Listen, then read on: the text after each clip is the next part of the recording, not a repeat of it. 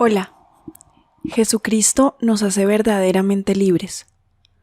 Hoy podemos ver a través de este escrito cómo su pasión libera al hombre de la obligación que queda a causa del pecado y cómo a través de la culpa el diablo hace prisionero al hombre. Sábado de la segunda semana de Cuaresma. La pasión de Cristo obró nuestra salvación por modo de redención.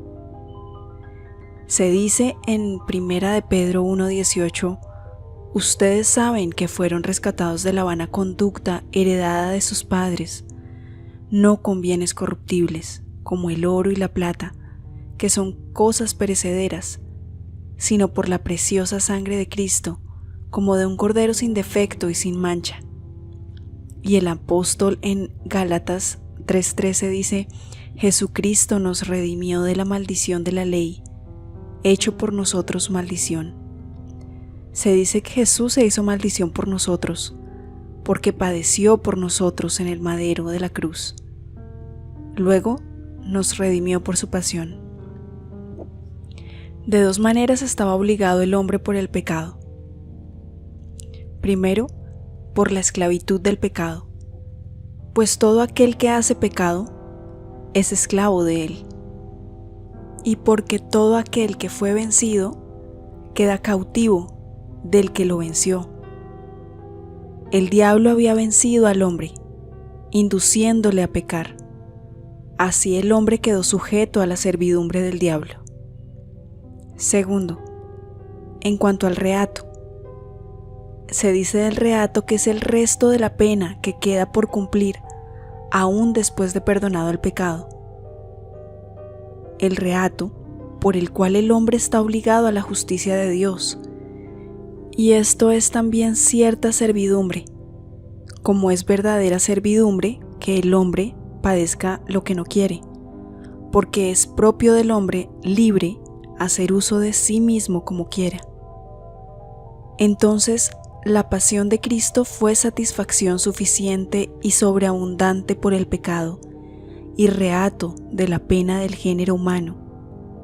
Su pasión fue como cierto precio por el cual hemos sido librados de ambas obligaciones, pues la misma satisfacción por la que uno satisface por sí o por otro se considera como cierto precio con el cual se redime a sí mismo o a otro del pecado y de la pena, conforme a aquello de Daniel que dice: redime tus pecados con limosnas, Daniel 4:24.